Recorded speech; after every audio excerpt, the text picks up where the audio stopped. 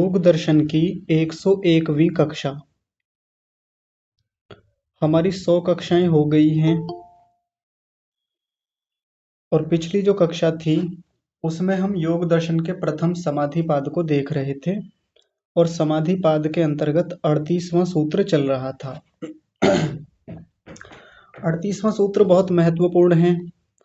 बड़ा आसान सा सरल सा उपाय इसमें बताया है कि हम अपने मन को कैसे एकाग्रता तक ले जा सकते हैं, स्थिति पद तक पहुंचा सकते हैं। कई लोगों के मन में प्रश्न है। कल जब कक्षा समाप्त हुई थी तो चौधरी साहब कक्षा में कह रहे थे कि ये बात कुछ अभी समझ में नहीं आ रही कि केवल स्वप्न के ज्ञान को आधार बना करके जैसा हमने अच्छा स्वप्न देखा उसको याद करके उसकी स्मृति उठा करके हमारा मन कैसे एकाग्र हो जाएगा। अभी उनको थोड़ा सा संशय है इस बात को लेकर के, समझ में नहीं आ रही है बात अच्छे से। तो आज इसको थोड़ा और खोलने का प्रयास करते हैं। सभी लोग बड़े ध्यान से समझेंगे आज के विषय को, बहुत रोचक है। सबसे पहले तुम स्मृति को समझें। स्मृति जो होती है, स्मृति में कितना सामर्थ्य होता है, कितनी ताकत होती है, आइए आज हम इस पर चर्चा करते हैं थोड़ी सी। कल की बात है, कल कक्षा के बाद हमारी कक्षा के यहाँ के तो विधिवत सदस्य नहीं हैं, वो जुड़े हुए हैं किसी न किसी रूप में यूट्यूब आदि से। तो उनका मेरे पास एक संदेश आया।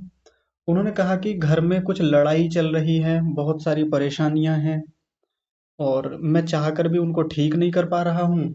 बहुत मन उदास हो जाता है, परेशान हो जाता है, गुस्सा बहुत आता है कई बार, और बहुत गुस्सा आता है, नकारात्मक विचार आते हैं। क्या करूं? पुरानी बातें याद आ जाती हैं जिससे मन और उदास हो जाता है, परेशान हो जाता हूँ। क्या करना चाहिए? तो यदि व्यक्ति थोड़ा ठीक से समझ ले तो उसको एक पंक्ति में उत्तर दिया जा सकता है।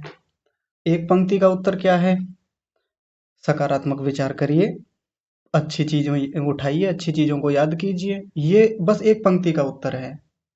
पर इतनी बातों से कोई व्यक्ति संतुष्ट होता नहीं है, क्योंकि आजकल तो विस्तार चाहिए। एक-एक बात को खोल के बताने की शैली भी हो गई है और हमको भी सुनने की आदत हो गई है। नहीं तो यदि सामने वाला व्यक्ति कम बातों में बड़े विषय को समझ जाए, तो उसको एक पंक्ति में भी समाधान दिया जा सकता है। लेकिन इतने से उन्हें बात समझ में नहीं आई, तो फिर मैंने इसको खोला थोड़ा-सा। कैसे? कि आप पुरानी बातों को याद करते हैं बार बार। मेरे बड़े भैया ने मुझको मारा, मेरे पिताजी ने मेरे साथ अन्याय किया, मुझको जमीन कम दी, मेरी माताजी मेरे साथ सही व्यवहार नहीं करती हैं, उस दिन उन्होंने वो बोल दिया था, उस दिन ये कह दिया था, उस दिन मेरे साथ ये अत्याचार किया, मुझको संपत्ति में हिस्सा नहीं दिया, मुझको कमजोर समझा गया, मुझको एकदम पीछे धकेला गया हर व्यवस्था से, मेरे ऊपर ध्यान नहीं दिया गया। व- आप इन पुरानी बातों को याद कर करके अपने मन को खराब कर रहे हैं। ये ताकत होती है स्मृति वृत्ति की, यादों की। हम खुद से स्मृति उठा उठा करके बार बार उनको याद करके चीजों को अपने मन को और खराब कर रहे हैं। तो फिर क्या करें? समाधान क्या है? समाधान यही है, सीधा सा समाधान है और सब जानते हैं। लेकिन बस बात यह है, करना नहीं चाहते, करते नहीं है। क्योंकि हमको स्मृतियां उठाने में भी तो मजा आता है ना। जिन चीजों ने हमको परेशान किया है, बहुत दुखी किया है, हम खुद कई बार उनको जानबूझ के उठाते रहते हैं। समाधान ये है कि उनको उठाना नहीं है, और जीवन में जो अच्छी उपलब्धियां रही हैं, हमारे जीवन में जो अच्छी चीजें रही हैं, अच्छे साधन मिले परमात्मा की ओर से, व्यवस्थाएं अच्छी मिली, समाज ने हमारे लिए बहुत कुछ अच्छा किया, हमने भी अपनी खूब उन्नति की है आज तक। हम भी कहाँ से चले थे और कहाँ आ गए आज, कितनी अच्छी अच्छी गतियां हमने की हैं। उनकी स्मृतियां क्यों नहीं उठाते हम लोग? जब हम अपनी पुरानी बातों को याद करते हैं, जैसे उदाहरण के रूप में ले लेते हैं, मान लीजिए आप में से ही कोई व्यक्ति, आप अपने जीवन का उदाहरण ले लीजिए, हर कोई व्यक्ति सोचिएगा एक बार, सब लोग सोचिए, अपने जीवन का वो सबसे सुंदर क्षण याद कीजिए जब आप कहीं बाहर गए थे और वहां बाहर जाके आपको बहुत अच्छा लगा था। किसी आश्रम में गए होंगे, किसी गुरुकुल में गए होंगे, कहीं पहाड़ों पर घूमने गए होंगे, किसी रिश्तेदार के पास गए होंगे, किसी पार्टी में, किसी फंक्शन में गए होंगे, या किसी भी प्रकार का कोई आयोजन, कोई प्रयोजन, कोई कार्यक्रम रहा होगा जहां आपको वहां लोगों के साथ मिल करके, बातचीत करके, एकांत में रह के, चिंतन मनन करके बहुत सुकून मिला होगा, बहुत अच्छा लगा होगा। अभी उस पल को नहीं जी रहे हैं हम। अब वो तो बात भूतकाल की हो गई, वो तो कब का बीत चुका। बस हम तो अब वर्तमान में उस चीज को याद कर रहे हैं, स्मृति उठा रहे हैं उन पुरानी बातों की। वहां गए थे, उनसे मिले थे, इतना अच्छा लगा था उस दिन, मन कितना खुश हो गया था उनसे मिल करके, उनसे बात करके कितना अच्छा लगा था उस दिन। अच्छा, उस दिन मैंने वहां साधना की थी, तपस्या की थी, कितना मजा आया था, कितना प्यारा लग रहा था वहां पे। वहां गए थे, ऐसा हुआ था, वैसा हुआ था। अच्छी बातों को, सकारात्मक बातों को याद करके बार बार उठाना है उन वृत्तियों को, उन स्मृतियों को। तो आप सोच के देखिए कितना अच्छा लगता है। वो घटना हो नहीं रही है सामने हमारे, वो तो हो चुकी भूतकाल में, कब की, वर्षों पुरानी बात हो सकती है वो कोई, लेकिन वर्तमान में उसकी स्मृति उठा करके मन खुश हो जाता है। कुछ जो बड़े बूढ़े लोग हैं, बुजुर्ग लोग हैं, वो अपने जमाने को याद करते हैं। कहते हैं कि हमारा भी एक जमाना हुआ करता था कभी, गांव में रहते थे। अरे ये इतनी भाग दौड़ नहीं थी उस समय पे, शुद्ध खाना मिलता था, बड़ा अच्छा लगता था, बहुत मजा आता था उस समय। बोलचाल होती थी आपस में, पड़ोसियों के घर जाना, कुछ भी दूध मांग के ले आना, दही मांग के ले आना, ऐसे ही दे देते थे फ्री में, किसी को पैसे देने की जरूरत ही नहीं थी। एक हमारा भी जमाना था। अरे क्या पूछो, बच्चों को ऐसे ऐसे बताएंगे कि देखो एक हमारा ऐसा भी जमाना था कि पैदल जाते थे, बोलते बतलाते हुए सब लोग मस्ती में जाते थे, बाजार बहुत दूर दूर होते थे तो टोलियां बना के जाते थे, बैलगाड़ियों में जाते थे। क्या जमाना था उस समय का, अब क्या है। अब तो सब लोग अपने मजे में मस्त हैं, किसी को किसी से कोई मतलब नहीं है, सब स्वार्थी हो गए हैं। ऐसा हम लोग बात करते हैं आपस में, बड़े बूढ़े लोग अपने बच्चों को, अपने पोते पोतियों को बताते हुए इस प्रकार से चर्चाएं करते हैं, और पुरानी बातों को याद करके बड़े खुश हो जाते हैं। हमारा भी एक जमाना था जब हमारी शादी हुई थी। अब उस समय तो ऐसा था जी, वैसा था, 5 दिन के लिए बारात जाती थी, वहीं रुकते थे, और कितना अच्छा लगता था। बारात लौट के आ रही है 5-5, 10-10 दिनों में, ओ क्या खातिरदारी होती थी, क्या लड्डू मिलते थे। ऐसे सोचते हैं बड़े बूढ़े लोग, और मस्त हो जाते हैं उसी पुरानी बातचीत को करके। आपस में कई बार टोलियां बना लेते हैं, शहरों में मैं देखता हूँ पार्कों में कई बड़े बूढ़े आपस में मिल के बैठते हैं और पुरानी बातों को याद कर रहे हैं। भाई साहब क्या जमाना था हमारे समय का। अब वो बातें नहीं रही, पहले तो ये था वो था, बहुत बातें याद करते हैं अपनी और खुश हो जाते हैं। ये है स्मृति वृत्ति की ताकत। व्यक्ति याद करके पुरानी चीजों को कितना खुश हो जाता है। थोड़ा और देख लीजिए, मान लीजिए किसी व्यक्ति ने 10th क्लास में टॉप किया, 12वीं क्लास में टॉप किया, किसी एग्जाम को क्वालिफाई किया, तो उसको याद करके खुश हो जाता है कि हम भी कभी पढ़ने में बहुत बढ़िया थे। अरे क्या पूछो, उस समय तो सबसे ज्यादा नंबर आते थे। जब भी मैं किसी से पढ़ाई की बात करता हूँ तो लगभग हर व्यक्ति की एक ही बात होती है कि क्लास में सबसे अच्छा व्यक्ति मैं ही था। जिससे भी बात करो हर कोई कहता मैं बहुत अच्छी थी पढ़ने में, मैं बहुत अच्छा हुआ करता था, सबसे ज्यादा नंबर मेरे ही आते थे क्लास में, टॉपर था, टॉपर थी मैं, टीचर मुझे बहुत प्यार करते थे। तो मुझे ये समझ में नहीं आता कि वो फिर कमजोर कौन थे वो कक्षा में। सब तो टॉपर हुआ करते थे, जिससे भी बात करो कोई अपने आप को कमजोर मानता ही नहीं कि मैं पढ़ने में कमजोर था। लेकिन याद करके अपने स्कूल टाइम को, अपने कॉलेज टाइम को बहुत खुश होते थे कि हमारे स्कूल का भी एक टाइम था जब स्कूल जाते थे, साइकिल से जाते थे, पैदल से जाते थे, दोस्तों के साथ अलग ही मजा था। रास्ते में आम तोड़ते हुए जाते थे, अमरूद खाते हुए जाते थे, किसी का कुछ भी चुरा लिया, ये कर लिया वो कर लिया, हल्ला गुल्ला करते हुए जाते थे। वो भी क्या दिन थे। स्मृति वृत्ति में इतनी ताकत है, जीवन को खुशियों से भर देती है। भले ही वो चीजें अब नहीं हैं हमारे सामने, वो सब व्यवस्थाएं नहीं हैं, लेकिन स्मृति आ जाने मात्र से चीजें कितनी खुशनुमा हो जाती हैं हमारे लिए। ये होती है स्मृति वृत्ति की ताकत, सामर्थ्य। जब स्मृति वृत्ति को व्यवहारिक जीवन में उठा करके हम इतने खुश हो जाते हैं, तो जो ऋषियों ने यहाँ लिखा है, स्वप्न ज्ञान का आलंबन करके, उसकी स्मृति उठा करके, तदाकार चित्त करके, चित्त वैसा ही उसी प्रकार का हो जाता है जैसा उस समय था, उस मस्ती में था, उस मजे में था। यानी स्वप्न की दुनिया में जो मस्तियां थीं, जो एकाग्रता थी, जो अच्छाइयां थीं, जो अच्छी घटनाएं हो रही थीं, चित्त तदाकार हो जाता है। और ऐसा योगी का चित्त कैसा हो जाता है, स्थिति पदम लभत इति, स्थिति पद को प्राप्त होता है। एक छोटी सी बात और है, योगिनश् चित्तम, योगी के चित्त की बात कही जा रही है।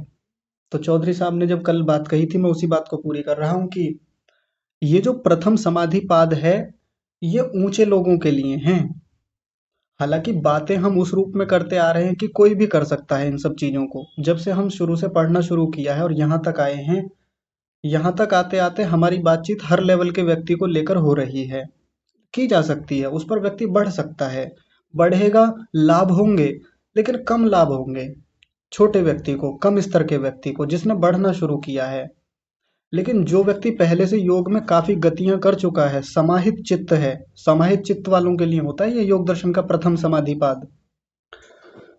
तो जो पहले से अच्छी गति किए हुए हैं, ये ज्यादातर बातें उनके लेवल की जा रही हैं यहाँ पर प्रथम समाधिपाद में। ध्यान से समझिएगा आप लोग।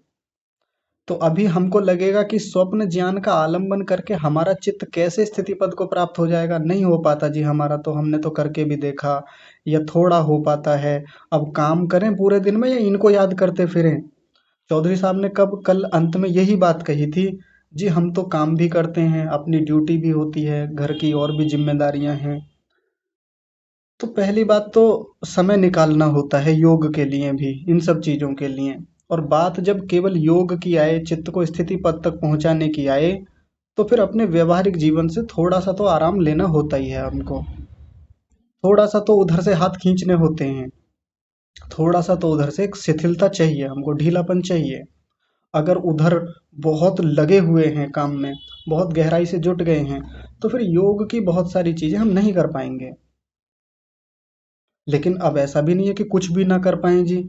इनमें से बहुत सारी चीजें कर भी सकते हैं, जितना हमारा सामर्थ्य है उसके हिसाब से।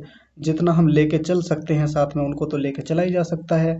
क्योंकि नौकरी भी तो नहीं छोड़ी जा सकती ना, घर की जिम्मेदारियां भी तो नहीं छोड़ सकते, वो भी करना है। और साथ में यदि इन सब चीजों को लेके चलें, तो योग हमारे जीवन का हिस्सा बनता चला जाता है, चित्त हमारा एकाग्र होता चला जाता है। अभी कम हो पाएगा, अभी शुरुआत है, अभी तो पता चला है केवल इसके बारे में, अभी तो पहली बार हमने पढ़ा है इसको, व्यास भाष्य को या पतंजलि के सूत्र को। तो एकदम से लाभ कैसे हो जाएगा, एकदम से सारी बातें कैसे समझ में आ जाएंगी। धीरे धीरे आते आते आएंगी, थोड़े लाभ होंगे, धीरे धीरे और उपलब्धियां आगे होंगी, और फिर आनंद आता चला जाएगा, उपलब्धियां बड़ी होती चली जाएंगी। तो स्वप्न ज्ञान के आलंबन को लेकर के कल बहुत सारी बातें हुई। आज उसी चर्चा को थोड़ा सा आगे बढ़ाते हैं, स्वप्न ज्ञान को ही। व्यक्ति और कैसे स्वप्न के ज्ञान का आधार बना करके अपने मन को एकाग्र करता है, तो कुछ उदाहरणों से बात समझते हैं। जैसे हम मान लीजिए रात्रि में 10 बजे सोए, सुबह को 4 बजे उठे, तो ये जो 6 घंटे सोने की प्रक्रिया है, इस 6 घंटे में ऐसा तो नहीं है कि 6 घंटे में जितने सपने आए सबके सब हमको याद रहेंगे। वो जितना भीतर एक फिल्म जैसी चलती है, पूरा भीतर एक चलचित्र जैसा चलता है, पूरा एक जीवन जैसा ही चल रहा होता है भीतर, सारा का सारा तो हमको याद नहीं रहता। उन 6 घंटों में मान लीजिए हमको 2 घंटे सपने आए, बाकी समय में निद्रा अच्छी आई, तो 2 घंटे का जो सपना था, जैसे ही उठे तो उसकी भी बहुत कम बातें याद रहती हैं हमको। 2 घंटे की भी सारी बातें थोड़ी याद रहती हैं। और जिस समय सोए थे सपना आया था, और जिस समय उठ करके सपने को याद किया, हमको लगता है कि कितना क्षणिक था, कितने कम समय के लिए यह सपना आया था। ऐसा थोड़ी होता है कि सपने की पूरी लंबी कहानी हमको याद है जी, 3 घंटे का सपना था, और 3 घंटे की पूरी कहानियों को मैं यथावत 3 घंटे तक सुना सकता हूँ, बिल्कुल वैसे ही जैसा चल रहा था। ऐसा थोड़ी होता है।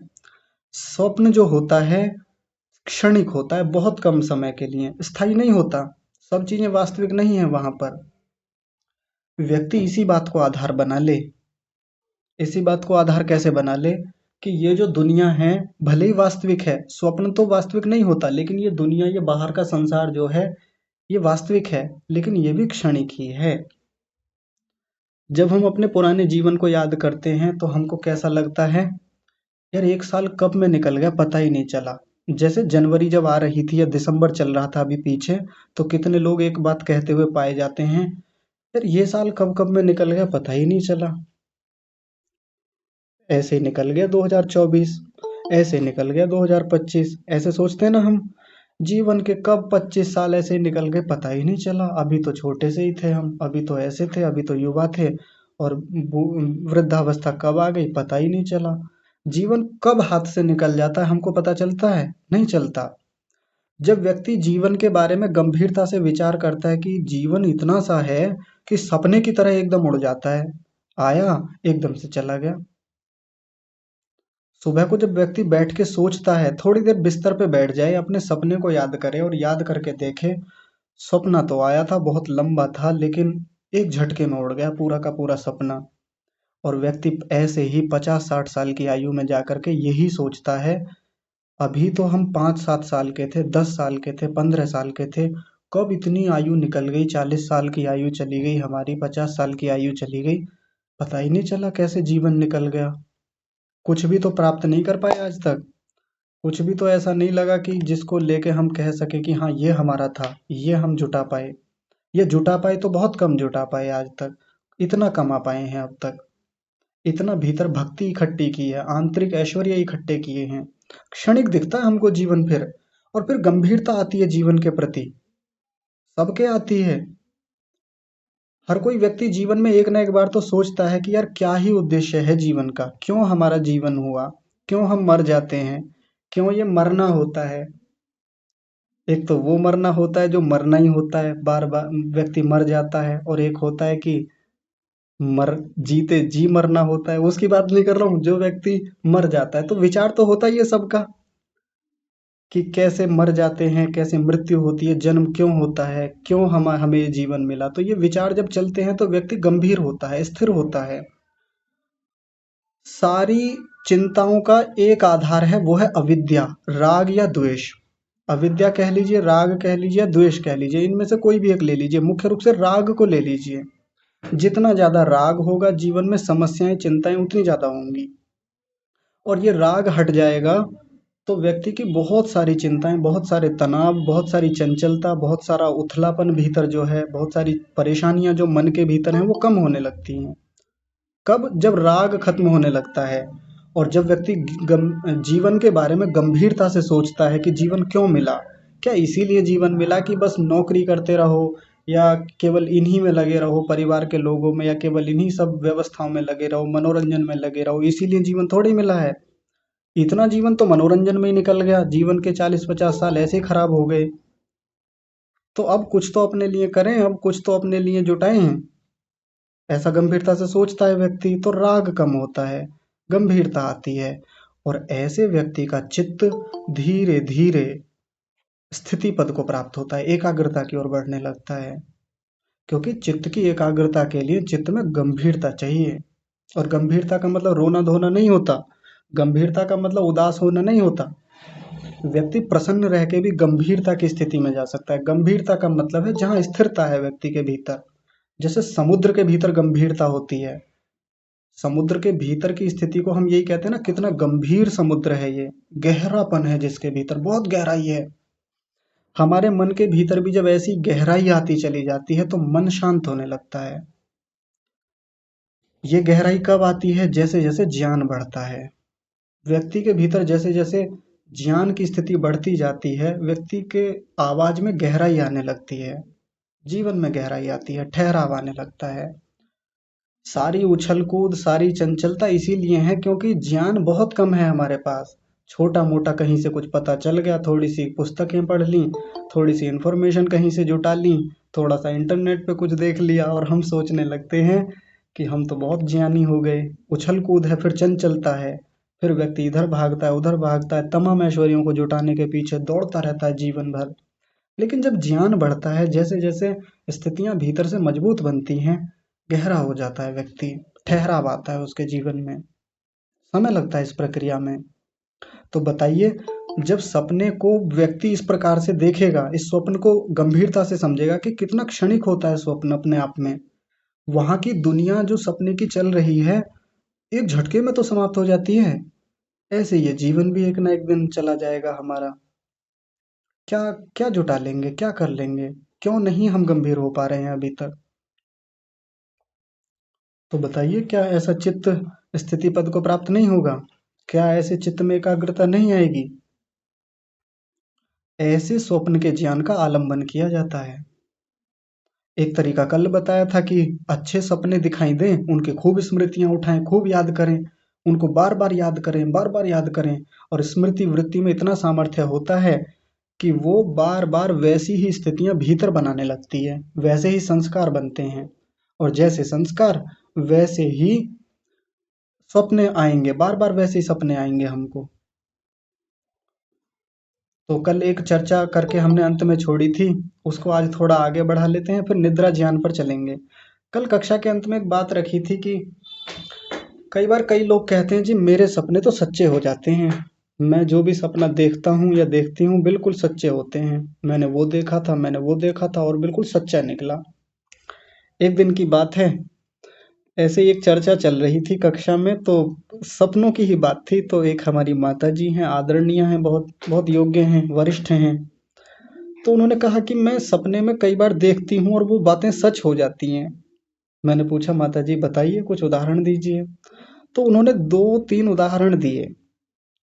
उन्होंने कहा कि मैंने सपने में देखा था कि कोई ट्रेन पलटने की घटना मैंने सपने में देखी कि पता नहीं क्या हुआ, वो ट्रेन आई, पलट गई और बहुत सारे लोगों की मृत्यु हुई।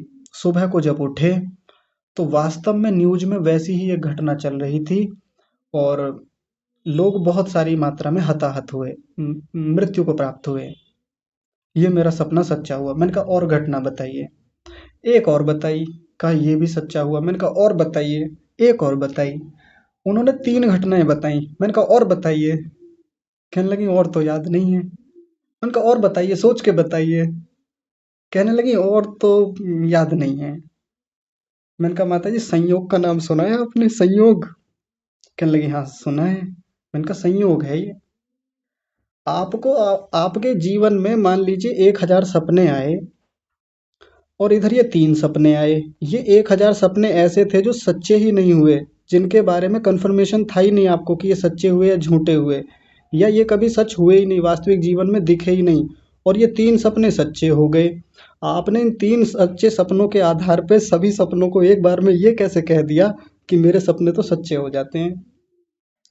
रेशियो तो देखिए, अनुपात तो देखिए, अनुपात कितना भयानक है ये, कितना अंतर है अनुपात में।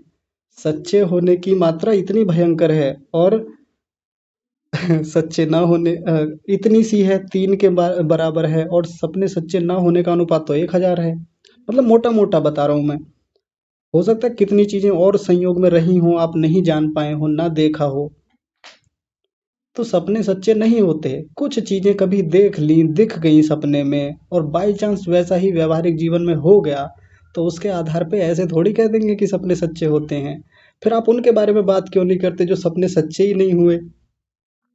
उनके बारे में भी तो बात कीजिए ना, उनके भी तो उदाहरण रखिए। और हम पाएंगे कि कितने स्वप्न ऐसे होते हैं जो सच्चे होते ही नहीं है। तो उनको ज्यादा गंभीरता से लेना भी नहीं चाहिए, सच्चे हुए या नहीं हुए। सच्चे हो भी गए तब भी उनको गंभीरता से नहीं लेना, और सपने सच नहीं हुए तब भी नहीं लेना गंभीरता से। बस क्या लेना है गंभीरता से कि जो अच्छे सपने आए, जिन सपनों में हम बहुत खुश थे, प्रसन्न थे, एकाग्र थे, अच्छी स्थितियों वाले थे, उन सपनों की स्मृति करें अगले दिन उठ करके। खूब स्मृतियां करें, बार बार याद करें उनको। ऐसा करने से हमारा मन एकाग्र होता है। और दूसरा काम क्या करें, ये देखें कि मैंने जो सपना देखा वो भी एक दुनिया थी जो एक झटके में चली गई, खत्म हो गई, कहाँ चली गई पता ही नहीं चला। ऐसे ही ये जीवन भी एक ना एक दिन चला जाएगा और पता भी नहीं चलेगा कि कब तो पैदा हुए थे और कब इस संसार से विदा हो लिए। ऐसे आलम्बन किया जा सकता है, करना चाहिए हमको। ये एक उपाय हो गया। दूसरा उपाय है निद्रा ज्ञानालंबनम वा। निद्रा के ज्ञान का आलंबन करके योगी का चित्त स्थिति पद को प्राप्त होता है। ये दूसरा उपाय है। निद्रा के ज्ञान का आलंबन करके कैसे? तो सबसे पहले स्वप्न और निद्रा में अंतर समझें। स्वप्न का मतलब होता है सुषुप्ति की वो अवस्था जिसमें व्यक्ति निद्रा में नहीं है, जिसमें कुछ चल रहा है भीतर, जिसमें मन किसी उथल पुथल में, किसी कल्पनाओं में जुटा हुआ है। और निद्रा सुषुप्ति की वो अवस्था होती है जिसमें गहराई से सो रहा है, जिसमें कोई अनुभूति नहीं है, किसी प्रकार से कोई अनुभूति नहीं, कोई किसी प्रकार की दुनिया भीतर नहीं चल रही है, गाढ़ रूप से व्यक्ति सो रहा है। बस इतनी इतनी बात है। अब इसका आलम्बन लेना है निद्रा का, और अपने चित्त को एकाग्र करना है। कैसे करें जी? इसको कैसे देखें। तो अभी जब हम पिछले पिछले दिनों योग दर्शन पढ़ रहे थे, वृत्तियों की चर्चा चल रही थी, तो वहां एक वृत्ति आई थी, निद्रा वृत्ति। 5 वृत्तियों में एक वृत्ति निद्रा वृत्ति भी तो होती है। तो वहां हमने देखी थी, निद्रा किसे कहते हैं? अभाव प्रत्ययालंबना वृत्तिर निद्रा। अभाव के ज्ञान का, तनिक रुकिए मैं एक बार खोल लेता हूँ तो वहां से आप भी खोल लीजिए यदि आपके पास पुस्तक हो तो, बातें आपको भी याद आ जाएंगी और वैसा ही देख लेंगे। अभाव प्रत्यालंबना वृत्ति निद्रा, यानी वहां अभाव होता है किसका? जागृति अवस्था के ज्ञान का अभाव होता है। जैसा जागृत अवस्था में हम चीजों को अनुभव करते हैं, देखते हैं, ज्ञान करते हैं, बोध होता है, वैसा वहां अभाव रहता है। बस इसी का आलंबन जहां होता है उसको निद्रा वृत्ति कहते हैं। यही देखा था हमने। और इसका पता कैसे चलता है? तो इसका पता उठने के बाद चलता है निद्रा वृत्ति का, कि मुझको निद्रा आई थी, वहां एक अनुभूति थी जो उठ के पता चलती है। और कैसी अनुभूतियां थी? तो 3 अनुभूतियां वहां बताई थी। एक थी सुखम अहम अस्वाप्सम। व्यक्ति सो करके जब उठता है तो एक बात बोलता है कि रात में सुख पूर्वक सोया, अच्छे से सोया। प्रसन्न में मनः प्रज्ञा में विशारदी करोति। मेरा मन बहुत प्रसन्न है और मेरी बुद्धि को बहुत स्वच्छ कर रहा है, निर्मल कर रहा है। एक तो ये स्थिति हमको याद आती है उठने के बाद, जिस दिन अच्छी नींद आती है हमको। और जब बहुत खराब नींद आती है, करवटें बदलते रहे सारी रात हम, तो उस समय क्या व्यक्ति उठ करके बोलता है? दुखम अहम अस्वाप्सम स्त्यानम में मनः भ्रमति अनवस्थितम। कि रात में बड़ा परेशान रहा, दुखी रहा, रात ऐसी नींद आई और मेरा मन खोया खोया सा रहा पूरी रात, ऐसा व्यक्ति सोचता है। एक तीसरी स्थिति होती है जब व्यक्ति उठ करके कहता है गाढ़म मूढ़ो अहम अस्वाप्सम। कि रात ऐसा बेहोश होके सोया कि अजीब ही स्थिति थी मन की, ना तो अच्छी नींद आई, ना करवटें ही बदल पाए, बस बेहोश जैसा पड़ा था, मूढ़ता जैसी थी। और गुरूणी में गात्राणी, मेरे सारे अंग, मेरा पूरा शरीर, पूरी इंद्रियां भारी भारी सी हो रही थी। क्लांतम में चित्तम, मन बिल्कुल थका थका सा था। सो करके भी आनंद आया नहीं, सो करके भी वो इन इंद्रियों को, इस शरीर को सुकून मिला नहीं। तो ये निद्रा की अनुभूतियां हैं 3 प्रकार की। अब ये जो पीछे की 2 हैं, जिनमें व्यक्ति दुख पूर्वक सोया और बहुत मूढ़ होकर के सोया, इनको तो आलंबन नहीं बनाना, इनको तो आधार नहीं बनाना। आधार किसको बनाना है? सुखम अहम अस्वाप्सम। मैं रात सुख पूर्वक सोया, बहुत मजा आया रात सो करके, बहुत अच्छी नींद आई। ऐसी जिस दिन नींद आए तो पहले सुबह को थोड़ी देर बैठ जाएं बिस्तर पे, ऐसे बैठ जाएं, एकदम से ना उठें। और याद करें उस अनुभूति को जो निद्रा के समय हो रही होगी, अनुमान जैसा ही होता है। याद करें कि कितना अच्छा लगा रात सो करके। कल बहुत थकावट थी, बहुत सिर दर्द हो रहा था, बहुत चिंता थी, बहुत परेशानी थी, लेकिन सो करके ना बहुत अच्छा लग रहा है, बहुत बढ़िया। देखो ना, शरीर एकदम खुला खुला सा लग रहा है। प्रसन्नम में मनः, मेरा मन कितना प्रसन्न है आज। और प्रज्ञा में विशारदी करोति, मस्तिष्क जैसे खुल गया है, बुद्धि जैसे एकदम खुल गई है, भीतर की जैसे धुलाई हो गई है, ऐसा सोचता है व्यक्ति सो करके जब उठता है तो। ऐसे विचार करें हम उठ करके, इतना सोचने मात्र से मन में एकाग्रता आने लगती है। लेकिन इसको थोड़ा आगे बढ़ाना है। आगे कैसे बढ़ाना है? जैसी निद्रा रात मुझको रही सुखपूर्वक, स्थिरता वाली निद्रा, सात्विक निद्रा, यही स्थिति मुझको ध्यान में चाहिए। यही मन की स्थिति आज पूरे दिन बना के रखूंगा। जैसी मन की प्रसन्नता वाली स्थिति मेरी अभी है, निद्रा लेकर के सुखम अहम अस्वाप्सम वाली स्थिति है, ये थोड़ी देर बनाए रखूंगा। थोड़ी देर क्या, पूरा दिन बनाने का प्रयास करूंगा। दिन में जब भी थोड़ा टाइम मिलेगा, ऑफिस में लंच टाइम में या बीच में ब्रेक होगा, कोई कुछ भी होगा, अपने काम में हूँ, कहीं भी हूँ, या घर में भी काम कर रही हूँ, तो वहां भी जब बीच में निवृत्ति होगी तो उसी नींद को आधार बनाऊंगी, उस निद्रा ज्ञान का आधार बनाऊंगी या बनाऊंगा। और आज ऐसे मन रखना है खुश एकदम। बहुत बाधाएं आएंगी, बहुत पीड़ाएं आएंगी, लेकिन मुझे तो जैसा आज नींद में मजा आया ना, बस वही चाहिए पूरे दिन भर जागते हुए। कोई कुछ कहेगा, अरे छोड़ो जाने दो, कोई दिक्कत नहीं। आज बस खुश रहना है कुल मिला के। और जो व्यक्ति खुश रहता है, प्रसन्न मन से रहता है, उसका चित्त, उसका मन एकाग्रता की ओर बढ़ता ही बढ़ता है, निश्चित रूप से बढ़ता है। एक तो ये तरीका हो गया। एक तरीका और है, बहुत बढ़िया है, बहुत रोचक है, ये भी आप लोग करके देखिएगा। जिस समय हम सो रहे होते हैं तो हमें जो जागृत अवस्था होती है उसका कोई बोध नहीं होता।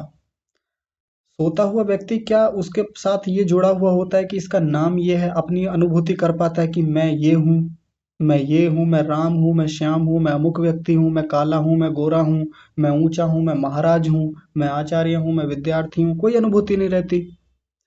कोई व्यक्ति कितना कुंठित है, परेशान है, दुखी है, चिंतित है, प्रसन्न है, अच्छा है, महान है, या बिल्कुल नीच व्यक्ति है, अपराधी है, कैसा भी है, कोई अनुभूति वहां नहीं होती।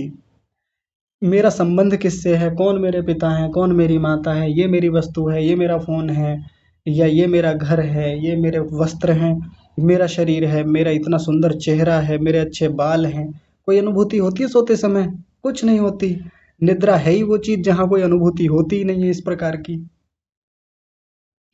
अपनेपन की, यानी स्वस्वामी संबंध समाप्त होता है वहां पे। स्वस्वामी संबंध का मतलब होता है कि ये मेरी है, ये मेरी है, इसके साथ मेरा संबंध है, मैं इसका मालिक हूँ, ये घड़ी मेरी है, इसको किसी को नहीं दूंगा। ये स्वस्वामी संबंध होता है।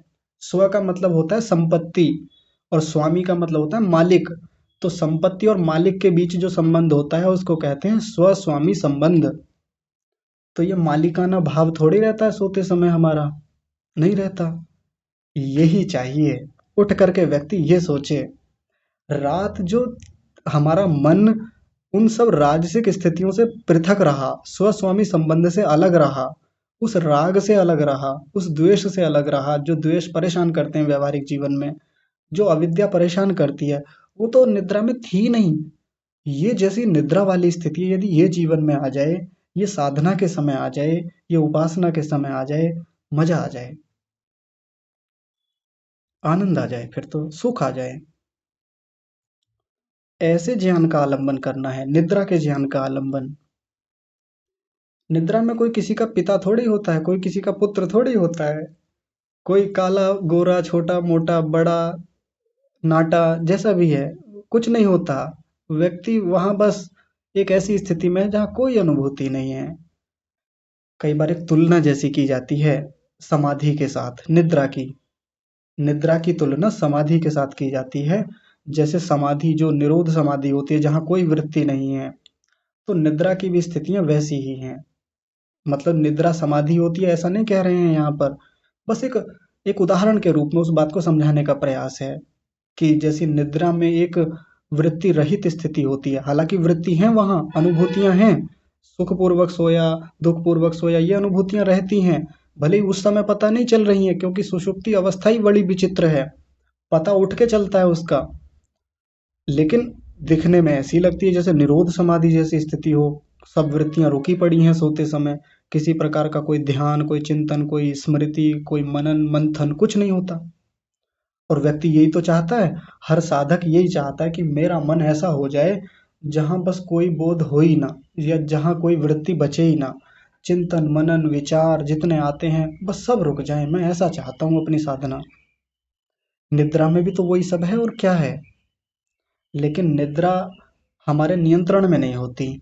निद्रा को हम अपने हाथ में नहीं ले सकते कि ऐसी निद्रा ले लूंगा।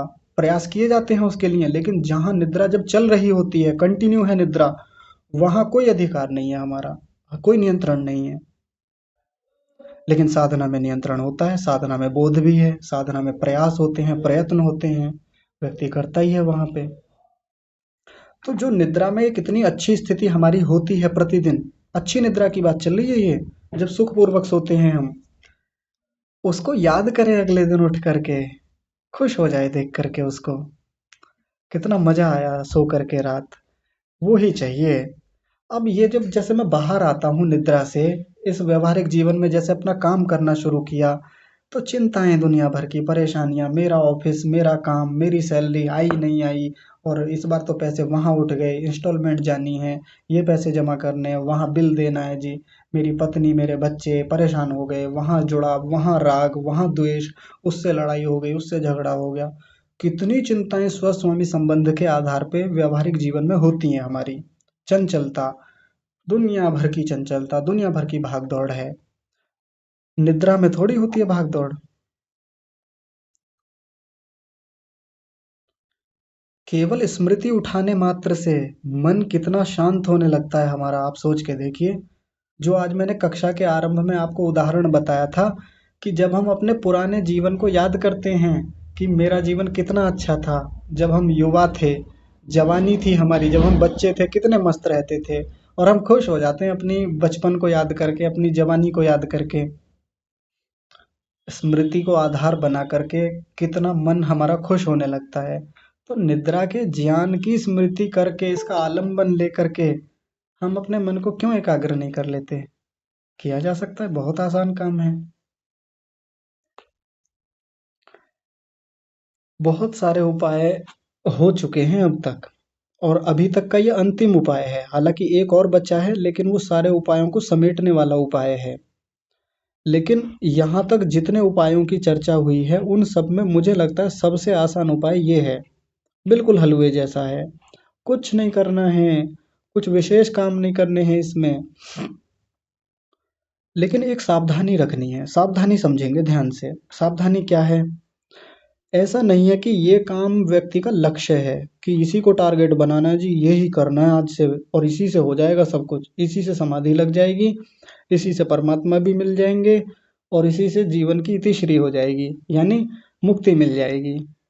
ऐसा नहीं कह रहे हैं यहाँ पर, ऐसा उद्देश्य भी नहीं है। सारा मामला मन को एकाग्रता तक ले जाने का है। बाकी चीजें आगे की जाएंगी साधना में बैठ करके जब हम ध्यान लगाएंगे, समाधि तक पहुंचेंगे, अनुभूतियां होंगी, बहुत बड़े साक्षात्कार होंगे, वो बाद की बातें हैं, वो बाद में होगा, वो आगे का लक्ष्य है। लेकिन अभी का जो लक्ष्य है वो चित्त को स्थिति पद तक, एकाग्रता तक, प्रशांत वाहिता तक लाने का है। शास्त्र पढ़ते समय सावधान रहना चाहिए, थोड़ा और गंभीरता से देखना चाहिए कि शास्त्रकार का, लिखने वाले का, लेखक का प्रयोजन क्या है।